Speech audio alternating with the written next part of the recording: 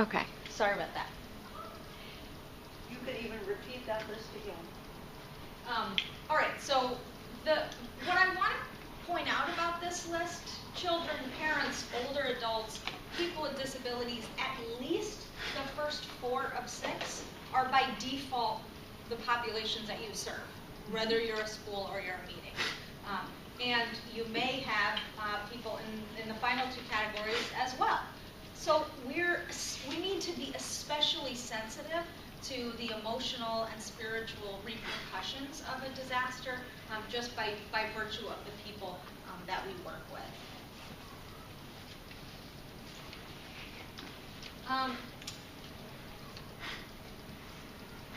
Children are going to get more attention in this presentation, and that's partly because they aren't adults. We are adults, so we're maybe more familiar with our own ways of processing. We've had to deal with our own processing for the length of our adult life. And children respond differently to traumatic experiences. When there hasn't been a new routine established, they can't go back to school. Their home life is not the same way that it was. There can be a lot of issues with safety, stress, extended grieving, and emotions can come up: hopelessness, depression, guilt, withdrawal. One of the documents that's been produced about school responses I liked says, severe cases you'll see classroom behavior and academic performance impacted. Probably that's just the base, would be that academic performance is impacted, not to mention all the kind of interpersonal and interior experiences that need to be acknowledged and processed.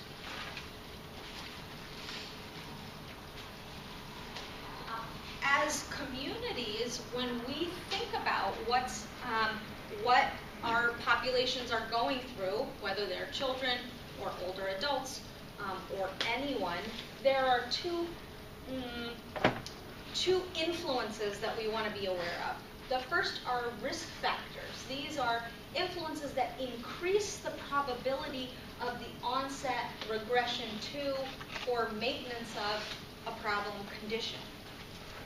In a natural disaster, seeing a traumatic event over and over and over again is a risk factor. So 9/11 was more traumatic for people who were watching it on TV over and over and over again. That made it hit them in a different way than at another historic time when they were seeing something once.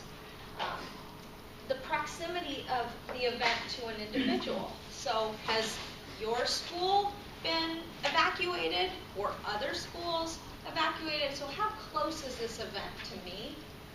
And then coping with multiple losses at the same time. This is a tricky one because we won't know in our population. We might know. We hope we'll know. But we need to be mindful. Did one of our students just lose a dog?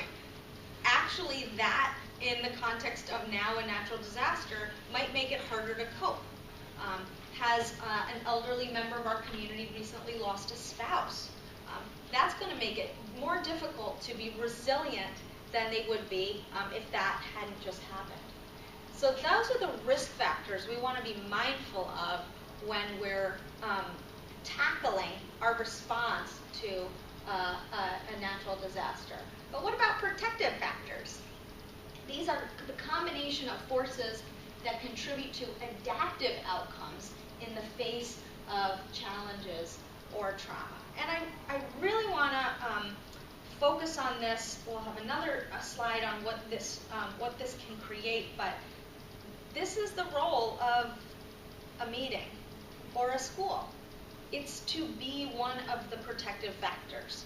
It's to make a response that allows people to feel safe, to feel like they can be resilient. So how we respond can be a protective factor. Creating space for children and adults to start to reflect on what has happened. The opposite of what I shared as a risk factor, limiting media exposure, especially in the direct aftermath, being calm, present adults. And I think this is to the point of everything that's come before, which is if you have a plan, it's easier to be a calm staff or a calm united meeting because you're putting a plan into place. And if there's nothing in place, it's much harder to be, present and open as people are looking to you to handle the situation. And finally, thinking as spiritual communities about prayerful activities that can give meaning to what happened. I'm going to show a video that Save the Children made about Katrina. And it's an interesting video because it's talking with people who were children during Katrina and 10 years later got interviewed about their experience. And you'll hear that there was not as much support for these people in terms of the mental health, the spiritual support side. And it made it harder to cope with what happened than it would have been just having that happen and then getting greater support. Let's see. I can figure it out. Research actually tells us just by having a plan, even if your plan fails catastrophically, folks are more likely to recover faster. Isn't that interesting? It's just the psychology of the fact that, hey, at least I had a plan. I knew I had a plan. I can make a plan how to move forward versus just being totally frozen in fear. So. I hope the sound's going to work okay. Katrina is a constant reminder. I'm reminded of Katrina every time I wake up and I'm not where I'm supposed to be and my dad is not here.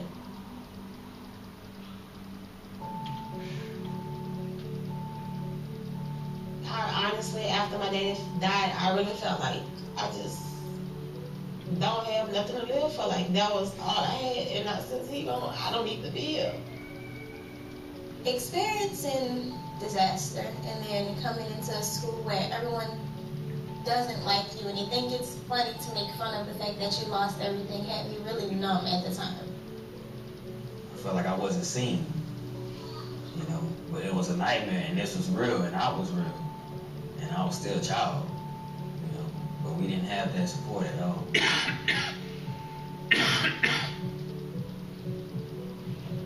Because of Katrina, I lost family, I lost hope, and I lost memories. I lost my father, which was my everything. I lost my innocence. I lost the opportunity to grow and mature. I was forced to grow up. The hardest part was me not knowing where my parents were. And the hardest part was dealing with the aftermath after Katrina. What people don't understand is that kids are emotional and they hold a lot inside and they don't know ways to express themselves. What people don't understand when you're a kid is that catastrophe is out of your control. It's up to the adults, it's up to the government, it's up to society to make everything right. 10 years later, I'm still confused as to, I guess, why people didn't care. 10 years later, I still believe that things can change for the better. When a disaster happens, what a child needs Is a support system, someone who will back them up. Somebody to be there.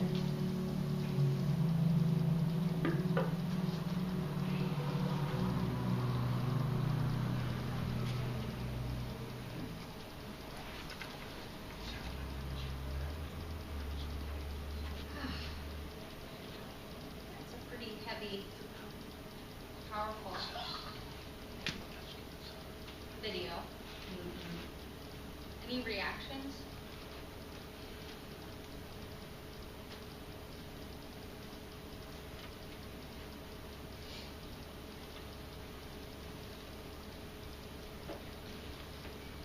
You can see that they're still impacted 10 years later. Yeah. Yeah.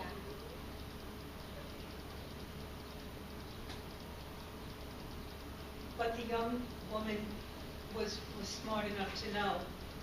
I went to a school where nobody liked me and nobody cared about me. They knew who was left behind. They knew who was bussed into that large stadium. I can't imagine getting over there. For me, this video is really a reminder that whether or not we tackle the physical building, or sometimes those details, they take priority in our mind, they feel easier to plan for. But if we have tended to the emotional and spiritual well-being of the people in our care and the community at large, we've probably done the most important service that we could do. And so as you go back with all these checklists and so much to kind of work through, I hope that you'll carry with you that sense of opportunity and responsibility to also be holding the emotional and spiritual space. And really it comes down to hope. And this could be any, whether it's the big one like Katrina or any personal disaster. Yep, they need fostering that one caring adult and that promise of hope, because what you may be able to give them may be completely not what they need at the end of the day, but the fact that somebody cared is amazing. What a difference that makes. Thank you. Pat?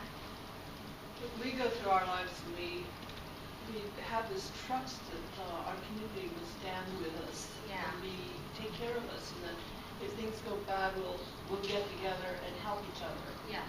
That didn't happen for them. Yes. Yeah. Yes. Well, the refugee children from on our Mexican border are right up there. Also very dark. Yes. What are we doing to them? Yeah. Yes. Yeah, for me, I mean, I no matter how long it is after the fact, whenever I see this, I think that these are people of color. I don't know if that would have happened if it had been mostly Caucasians, if they would have the same treatment, and it still wounds me and makes me angry. Yeah. The way all that was handled.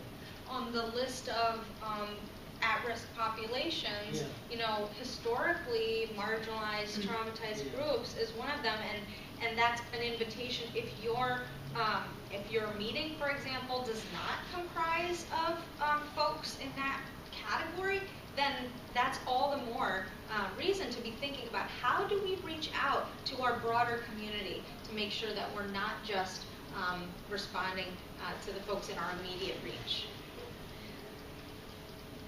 Thank you. All of this is the opportunity to not leave the children in our reach the way that those Katrina children were, and the language that we use in psychology and development, thinking about post-traumatic stress syndrome, is that we want to be fostering post-traumatic growth. So that means that something really difficult has happened, but we want to be fostering resilience and creating an environment where they can feel like they've actually been able to learn something about themselves, to build community, and to be better. So there was a quote saying that many people believe that even though they've survived a traumatic experience and have been negatively impacted, they also have grown or been strengthened by the experience. And that's really what our responsibility is. It's to be leaders, to model healthy processing, to offer resources so that people within our reach can feel like they have grown from this experience that they've been through, rather than that they were victims and that they were actually ignored or left behind. Specifically working with children, we want to think about ways that they might process that are different from adults. They can't always articulate in words the same way that we can in a talk therapy setting that we set up. So you might want to think about having some things in your community's back pockets to have activities ready to use art and dramatic play. This was an example in a school in New Orleans saying, I survived the flood. So this is their opportunity to be heroes in a really challenging situation. Another model that has been used is creating peer listening teams. You don't need your school psychologist or the one social worker or therapist who happens to be a meeting member to do all of the work. Set up opportunities for people to listen to each other and dialogue about what's happened. And then the final part or recommendation is to be flexible. There was an example in Katrina where afterward, one of the girl didn't have her knee-length socks that she was supposed to have in school, and the teacher pulled her aside to reprimand her. You need to have and found out she had lost everything, so she didn't have her socks. So it's sometimes tempting as adults to want to, kids need routine, and we want to get back to routine, but not at the expense of honoring that may just not be available, and we may need to slow things down. We may need to make exceptions for what has been a norm or a rule. These are just things to keep in mind. Spiritual stress reactions to disaster. Some of these were mentioned in the video. Questioning meaning and justice. Feeling very far from previously held beliefs.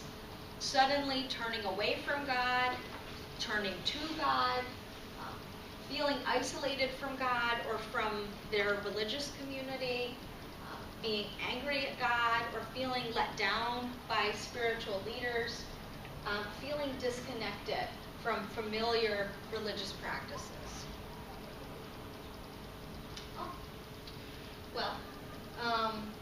Guiding spiritual principles for providing spiritual care. You can't really read it, but it says, we want to meet, accept, and respect persons exactly as they are.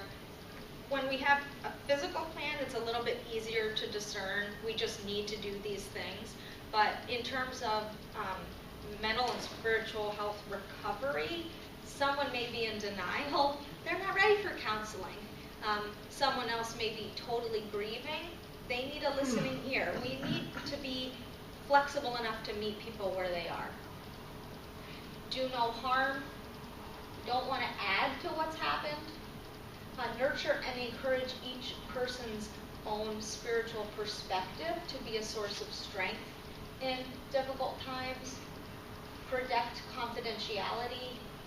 Respect social diversity and cross-cultural settings. Function at the levels appropriate to your training and educational background. And this is something, if you have a lot of people that you're going to need to start working with children, sometimes people need background checks or other things. There may be exceptions in a disaster setting, but if you know you have teams you're going to call on in an emergency situation, it's not a bad idea to put those kind of things in place. And help to understand and normalize what happened. Oh, I'm so sorry, I don't know why it's doing this. Spiritual care and best practices supporting healing. Like I said, understanding and normalizing what happened. Carrying out spiritual care through the practice of presence. Quakers are really good at this, so it's an opportunity to lean on our Quakerly roots and offer presence. Identify and solve immediate concrete problems. Spiritual care is also just feeding everyone when people need food and then listening. Encourage individuals to talk about their experience and be an active and supportive listener. Again, it's easy to want to fix problems for people, but in a disaster, most people need to be listened to because everyone's story is going to feel really unique and personal to them. And attend to recognize normal stress reactions, make referrals to higher level counseling professionals or medical professionals when that's needed, and attend to anniversaries and other important dates. So I want to suggest that there are two ways that meetings and friend schools can immediately respond, and one is meeting for worship, a moment to gather in community, to process what's going on, to see healthy communication and support modeled. And let's see. So I want to start by asking, has there been a time in your meeting or at your school that there has been a called meeting in response to some kind of crisis, and what is the impact of that? Has this happened before?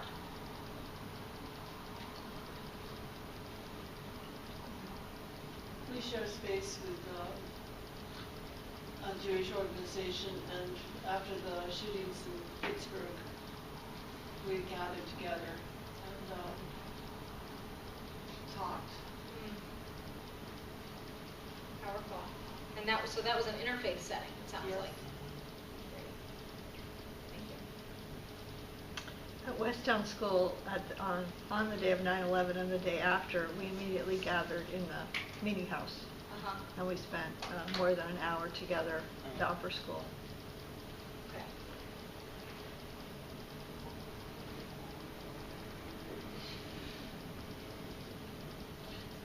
You've gotten a handout, and I think about half of you got it upside down, so you may not see these questions right away.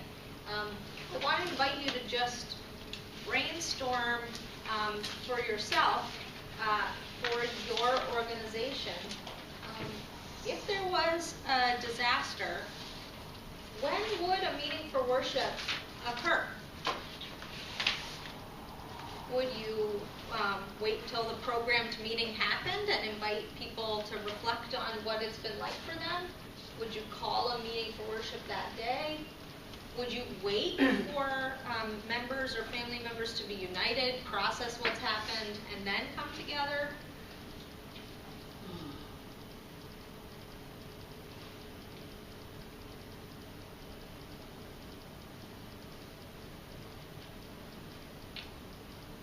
If anything comes to mind, feel free to jot it down so that you have it for your own record and taking back to your community.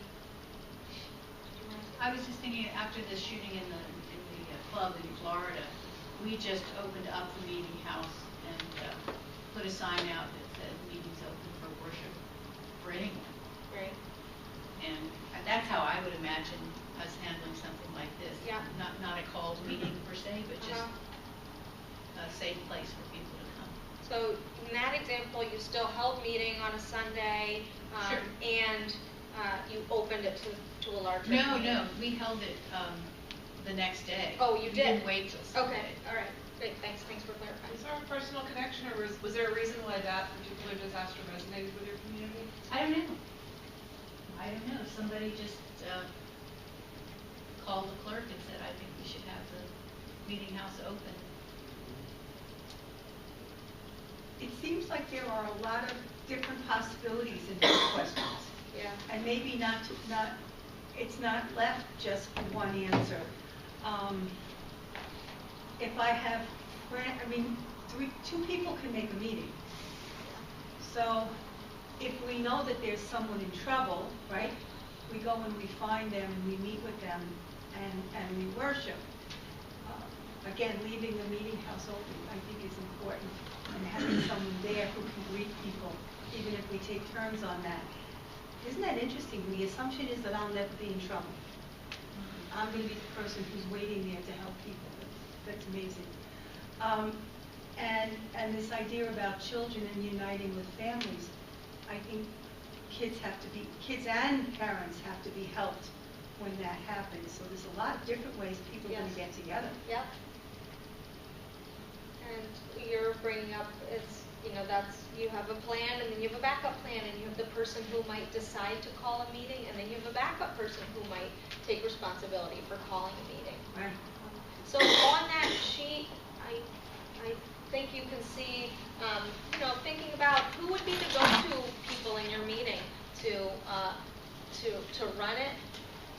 Where would you hold a meeting for worship if your school meeting house or if your meeting house was unusable? What queries or format would you use?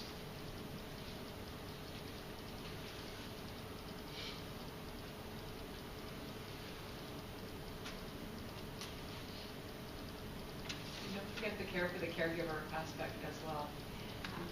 Both yourselves as well as those in your community who are out helping others, who are eventually going to face their toll on that as well.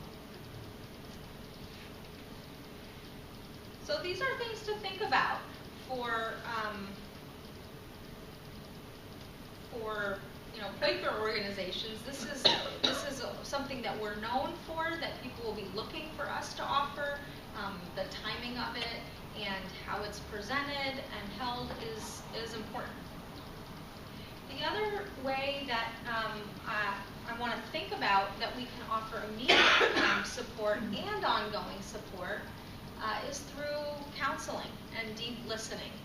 This can be in a group format or one-to-one, but meetings in schools can be places where people are invited in to process what's going on. So there are questions for you to reflect on. Who is on call to support students and families or meeting members in a crisis? Do you have someone right now that you could call on if there was need? Meetings should think about, is it someone in pastoral care? Who is that? Is it the school psychologist? What skills do they need to be effective in this kind of a crisis setting? What is your immediate mental health support plan, and what resources would you put in place long-term to help students and members cope? Remembering that the mental health piece is kind of the long game. It's what we have to keep returning to so that people aren't feeling forgotten once, the generator has been turned off because the electricity is back on, things look like they're back to normal, but for some of the folks in our community, they won't feel back to normal, and we don't want that to go forgotten or unnoticed. Any thoughts about this portion? Well, it occurs to me that the answers to a lot of these questions are, it depends. What are we talking about? When is it? A whole lot of variables. But my thought is that both the meeting and the school need to think about how do they want to be in the community. Yeah. And if we think, well, we really could be a community resource, then we need to be able to say, okay, we would do that. When somebody feels a leading that this is a time when we're offering this to the community, then this is how we implement it. I mean, you could plan that, yeah. but you wouldn't necessarily plan what kind of disaster, but just to decide you're going to do it and put a little bit of planning in place, and then you're ready to go. Yeah. And the context of it, the way you're handling the worship, how you're advertising, all that's going to depend on what you're talking about. That's such a great point, and I'm struck by the research that people have shared throughout, which is it's not going to be, we can't plan an exact fit for what happens, but if we have no plan, we surely won't respond as well. If we have a plan to think about mental and spiritual support, even if it's modified because it's, the teachers who are doing the listening because they're in the classroom, or as long as we've talked about a plan, something more fruitful is likely to come out of it. And that's the benefit of building the spiritual care into your plan, whatever your plan is. Yeah, yes. I think one of the most important things on that list is the long term. Yeah. Because a few weeks ago I was watching a show and there were kids that were involved in one of the school shootings. And they were the victims. And it was 2 years hence and they still didn't feel safe being in the schools. Sure. Yeah, thank you. So relevant. It's, getting a sense of normalcy, safety back. It's, it takes real effort in terms of the kind of support that we offer. I also think that the plan can't be secret. and I'm not sure how to do, right now, if I'm right, there are 4 people on our committee, and we're just beginning, and we have 350 people who are, members and attenders, so, no, there's a good chance that 4 of us won't be around when they need help. So it can't be, so what do? Have conversations, have meetings, it can't be a secret plan. It's a great point. Is there like a document that you develop that's pretty simple and straightforward that gets mailed out to families and attenders or to families and students saying, this is our plan, so you know, and we hope that you'll engage and participate if there's need. Or is it at the end of meeting or during an assembly, you give an overview of the plan? That we do get faulted for things when we've got a great plan in place and it got put in a drawer and then nobody knew what it was. That definitely looks bad. It's good to make sure it's been shared and duplicated and You know the one fault with Quakers, though. We might talk about it too much? No, well, we have 20 steps on the refrigerator on how to make coffee correctly. And it gets edited often. The more gets added to it. So these are things to think about when we're making our plan. All right, so I wanted to just to make this a little more interactive, I pulled out some examples of churches and schools that really did have disasters and how they responded. And so I wanted to look at the kind of general topic of the disaster, what was the real disaster, and how could you imagine your schools and meetings responding, just as a brainstorm. And then for most of them, we'll look at how did they respond. So in this case, the topic is that members of the larger community have been harmed or lost, not directly your meeting or your school. And the example is in 2011 in Allentown that a gas explosion happened. 5 residents were killed, including an infant. So imagine now this is your area. How do you, as the meeting or as the school, respond?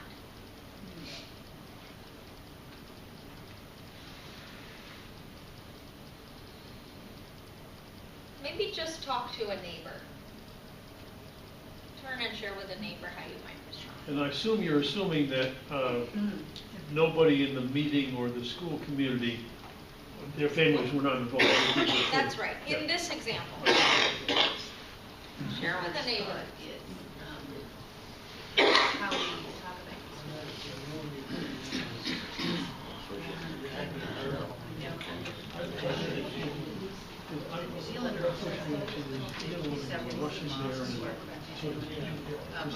They're going to feel you need to find out.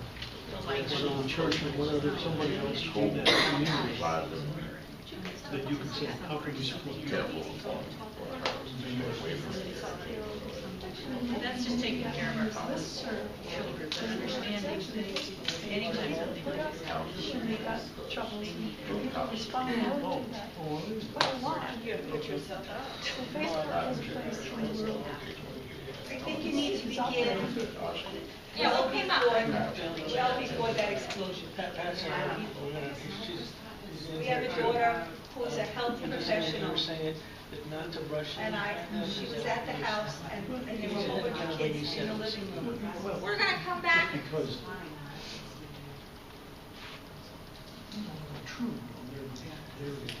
There were a whole bunch of kids. There were a lot of children in our family, and everybody was in the living room with our oldest daughter. And I mentioned something that had happened recently. Somebody died, something happened, and her first response was, In front of the children. yeah. Now, her 2 children are 15 and 12. We're not talking about a baby. And she's a woman with a doctorate. So, the conversation has to start a long time prior to a gas explosion. Well, what is it that you would want to be coming out of that conversation? Is it preparedness? Is it having skills to grieve? Yes. What's the goal? Yeah, teaching skills to grieve. Okay. Teaching the fact that, the 3-year-old, he asked me where my mother was. I said, my mother was very old and she died. Your mother died? I said, I don't think he said, my mother will never die. She's very strong. And I said, I think you're right about that. Your mother is very strong. I love that you're saying that, because there are, and this would be a longer conversation, but there are definitely developmental markers Yeah, of right. what different age children can and should be exposed to be able to maintain a sense of safety. When we are able to, protect certain ages from certain things, we do want to be mindful of that. So thank you. How about others? I've had to deal with multiple emergencies, and I wanted to respond to that. What would happen when there'd be artillery fire, and my kids would come running, and not just my kids, but all the kids in the building would, gather where the adults were, find out what's happening. And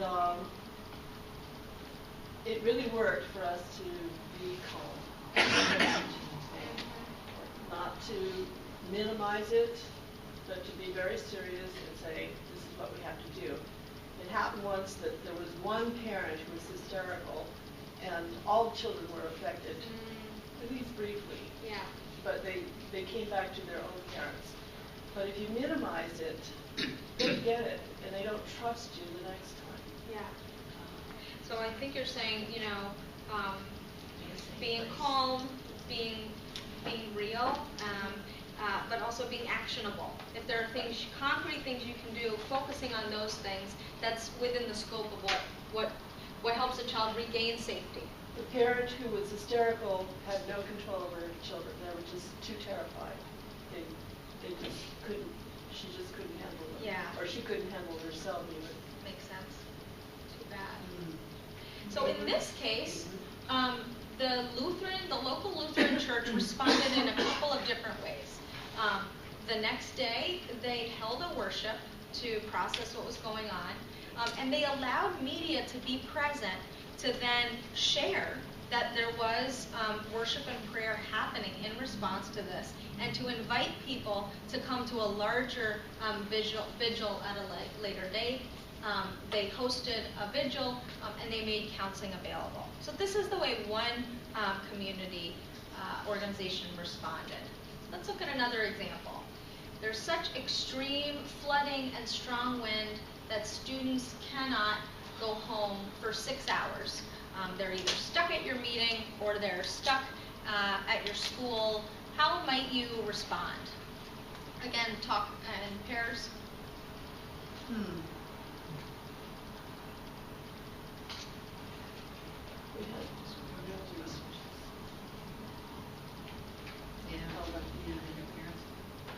We sat around making up stories.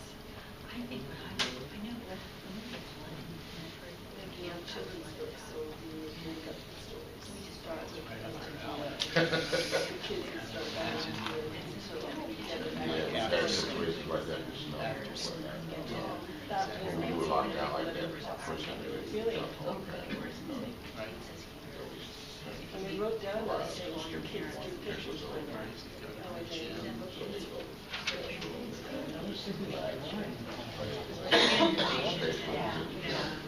Feed your soul, feed your bodies.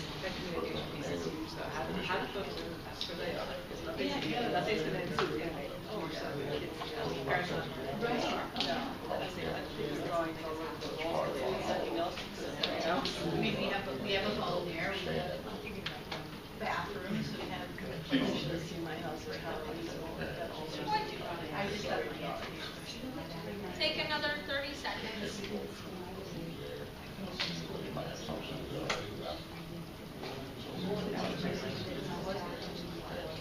What came out of this conversation? What do you imagine doing? Communication. Right. So being transparent with students about what's going on and coordinating well with parents.